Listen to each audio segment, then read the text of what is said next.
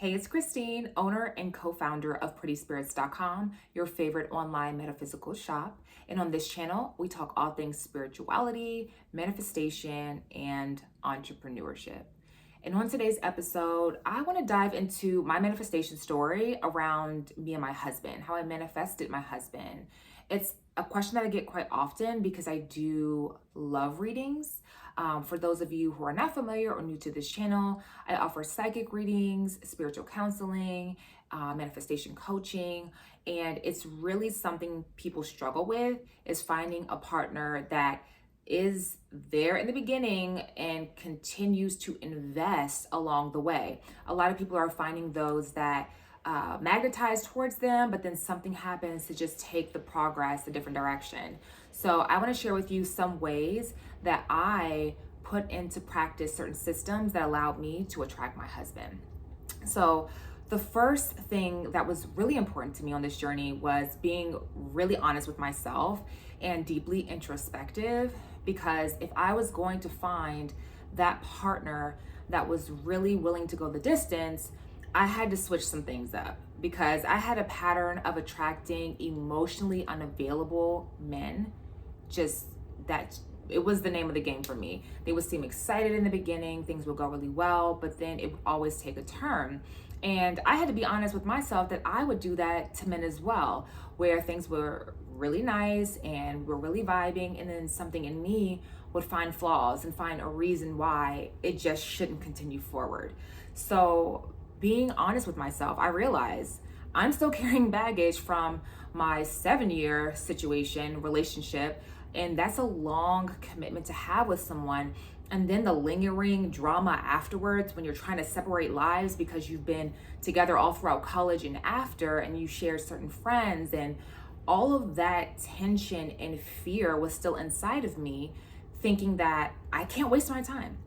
I cannot waste my time and give myself, my heart, my energy to someone for a long chapter of my life, my best years, and then have them just get up and leave, or me fall out of love and leave. So I wanted to be more intentional about what was it that I could really tune into within myself that would readjust how I approached courage when it comes to love, and go in with more of an expectancy that things can work out instead of resisting because I didn't want the worst case scenario to happen. So that was really something that took time. So for me, manifesting love, a longer term love, wasn't something I was doing to just get instantly. I knew it was more of a journey. And this is what I advise you to do. If you've been someone who's been looking for love, putting yourself out there, and you keep meeting the wrong matches, why don't you take a break? Because constantly having that energy of rejection or failure, it can discourage you, and it can make you feel like you have to be a different version of yourself to make love stick, or you may cling to people that really aren't that great just to avoid being lonely. And I didn't want to do those things. So really going within, being with yourself, and healing whatever story it is around commitment, around vulnerability that may need some tweaking. Be honest with that process so that you're at a higher frequency when you do get into the dating game. So I spent some time doing that after a while of just being honest that these guys were not it. I spent a defined period of time just dating myself. And what I mean by this next system or process that you can use to help you attract your love, dating yourself is a really good practice because it allows you to set the bar. It allows you to treat yourself as you want to be treated. It allows you to see how you are being alone or just being with yourself. If you can't stand being with yourself, if you can't stand being alone, it's going to be very hard to find someone who wants to be alone with you. So really encouraging speaking to yourself, like really encouraging the way that you are with yourself instead of being self-critical, the way you talk to yourself, the way you honor yourself day in and day out. Take yourself to places that bring you joy instead of expecting someone else to figure that out for you. Doing things to be in a place of vulnerability with yourself. There are a lot of you that avoid looking at the shame that you carry or the fears that you have, but you want someone else to accept all parts of you. So I would really want my person, if I was in the game again, and hopefully that never is, but I would definitely want my person that I'm attracting, if I was in your shoes, to be someone that goes within and genuinely ask himself, herself, these questions of what am I afraid of? Why do I self-sabotage? Why do I procrastinate? Like, why do I carry this shame or this type of pattern? I would want them to do that work so we don't get together and they have all of that with them. They're avoiding it and we end up having some codependent, frustrating relationship. It just isn't something that I would want or I would want for you. So I ask that you date yourself, you ask yourself tough questions, you do things to show yourself love, you talk to yourself in the way that you would want your partner to talk to you, and you do that with intention.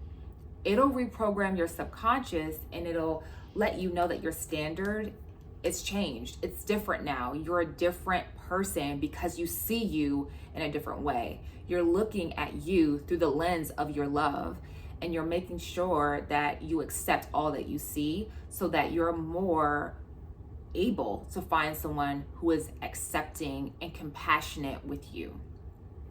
The next thing that I did was scripting. So this is the third thing that I would encourage you to do. So with scripting, similar to journaling, but it's different because it's way more focused, and the energy that you have behind it, it's different. It's high, it's happy, it's wonderfully expecting, versus going to a journal to vent frustrations or fears. You're using the scripting to bring in that playfulness, that partnership, that feeling of being adored. All of that energy, all of that emotional happiness you want to carry within you as you begin to write. So when you're scripting, the emotional state that you're in is important. The intention of the environment is also important. If you're doing it in a cluttered, loud area, it's easier to get distracted. But when you're creating something, this goes back to manifesting. When you're manifesting something, you want to make sure that the area, the space is clear and the intention is set. You are bringing your love to you, but you're creating the blueprint first. You want to also make sure that you are using words and phrases that are present tense. This is really important because, as I've mentioned before in previous videos, you do not want to use words or phrases that create separation, like I want, or I will have, or one day. That puts it outside of yourself. You want to speak it in now. I am so grateful now that I have. I am so happy now that I am. Writing with appreciation and gratitude is really something that can drive your manifestation forward. You also want to invite visualization. You want to be able to really see in your mind's eye as you are writing with such great energy. You want to be able to see your reality changing. You want to see it around you. You want to act as if. Also, maybe breaking that script down to different categories to get more organized within yourself and to make sure you don't miss things that are truly important to you. So maybe spiritually, mentally, emotionally, physically, sexually. What traits does your partner have, and what do they bring to the table that you can say, this is long lasting? These are traits that would really go the distance. That's really, really key. The next thing that you want to do when it comes to scripting is read the list back and make sure that you are your list.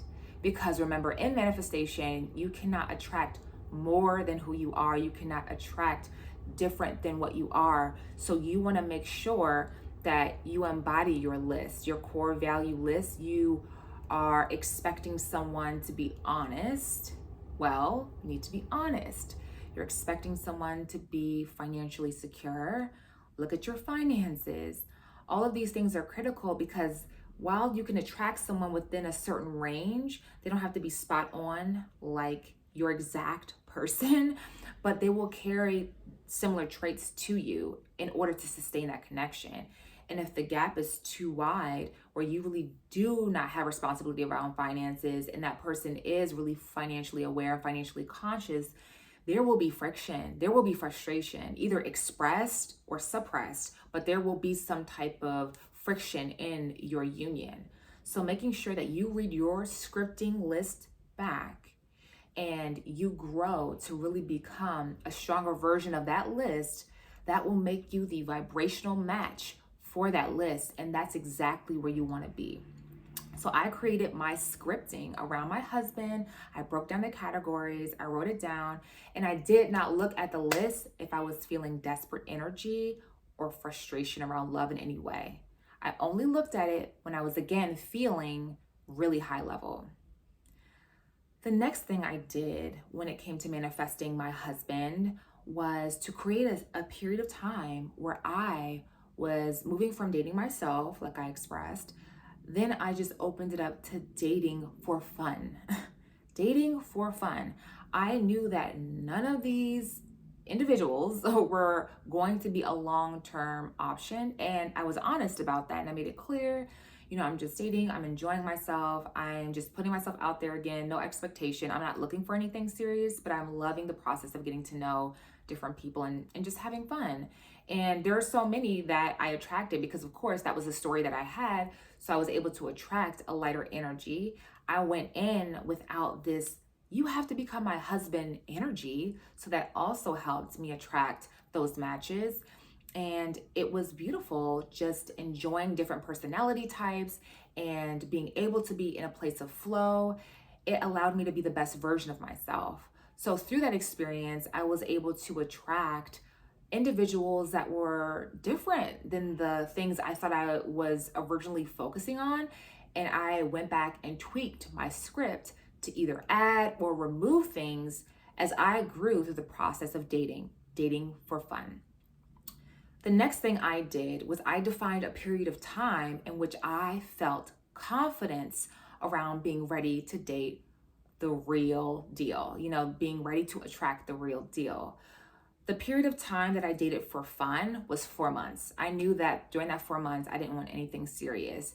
And then for me after that, I knew within the fall time frame, that's when I was ready for something serious because I had felt confident that throughout this whole year, I had been feeding myself, honoring myself. I had grown so much. I removed the blockages around vulnerability and around just avoiding some of my shame. I had fun. In the process, I met really cool people. I established better habits of focusing on me versus other people, which reclaimed my power. So I felt like my worthiness level was higher. So from that point forward, I let go. I already defined the time. I maintained a high level of openness around people, and I put my faith in the process. And the letting go part is hard for people to do. And what I mean by this is I focused on everything else but love. I focused on career building. I focused on my friend circle, on family. I did other things to occupy my time. There was one day where I was invited to a friend's birthday and I was feeling kind of tired. I didn't really have such enthusiasm to go. I had a long day that day, but I remember that voice that said, like, get dressed. And whenever you have spirit speak, it'll be a very gentle, inspired thought that comes in. And with that nudge, I felt there was something that I should see. I didn't know it was love, but there was some reason why I should accept the invitation and go. I went to the birthday event. It was in downtown LA, and it was at a location that I had never been to before, so I didn't know what to expect. But I had a great time. Like, I had fun. I was with friends. I was laughing, drinking, just really enjoying the moment, enjoying my time. And what I really appreciate about this experience is that it wasn't like I was searching for a man. Instead, I was being in a position of grounded energy, enjoying the moment. And just like in a movie scene, the crowd parted in this particular location. It was a lounge. So people were dancing, having a good time, being high vibe, and the crowd parted. And I see someone who is super attractive, and I'm instantly just smitten, just focused and curious. So from that point, I just led with my confidence. I just led with trying to say hello. And the first encounter that we had was not what I thought it would be at all. I felt like I had made a fool of myself. I had said, you're really gorgeous, right? Or something like that, because I had been drinking. And his face looked at me confused. And at at a later time, I realized he didn't hear me. But I thought that he was looking at me and kind of like judging the situation as it's a no for me and continuing on. But I happened to let the rest of the night go. I built back up my self-esteem. I gave myself a pat on the back for shooting my shot, and I just went back to fun. By that point, my friend was ready to leave to head back home, and I was riding with them, so I said no problem. As I was about to get to the car, my friend asked if I had said goodbye to another friend that we were there with. And I said, oh no, I forgot to do so. Let me run back inside and say my goodbyes. So on my way to do that, that's when I looped back around to leave, and I nearly bumped right into him again, like physically bumped into him. So at that point, we both had to step back. We were both looking at each other, and I was able to again say my introduction. And from that point forward, we exchanged contact. We hung out the next few days, and the rest is history.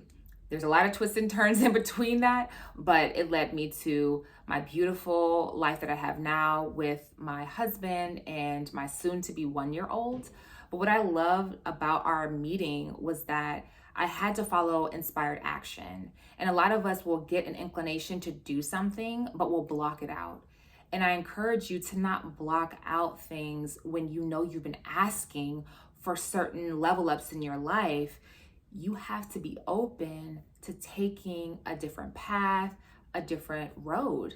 Because if you do things as you've always done them, you'll get the same results. So for me, it was going to a new location that I had never been to before. It was just being in an energy of love and dance and play without hunting, without going and chasing it. So I didn't carry any desperate energy. I carried confidence. And that's why I was able to put myself out there and be vulnerable, where before I may have had way more overthinking behind it. Yes, the alcohol did help with that initial, hello. But later in the night, to be able to again be drawn towards one another and to have another opportunity. So again, I encourage you to not think that you'll only be given one chance, whether with one person or love in general. It's just a process of you standing in your power and standing in your self-love and being in this understanding, this knowingness that you deserve what you've asked for. And spirit is never going to just say no. You get what you ask for, but you have to be in the right place, in the right frequency, and the right emotional mind to receive it. So I hope these steps really help you define what it is that you're looking for before just jumping out there, and take ownership of what you're carrying into these new connections, so that if something is a bit off, you don't just blame or play victim, but instead you empower yourself to say, I'll do this differently. I'll accept this part of myself. I'll pivot, I'll adjust, and I'll go forward. Thank you so much for being with me on this story time. Remember to like and subscribe to this channel if you love manifestation stories, learning about spirituality, or to how to create a spiritual business. Share this video with someone you feel it can help or inspire. Find me on Instagram at Pretty Spirits Co. and turn on the bell for notifications when we post new content.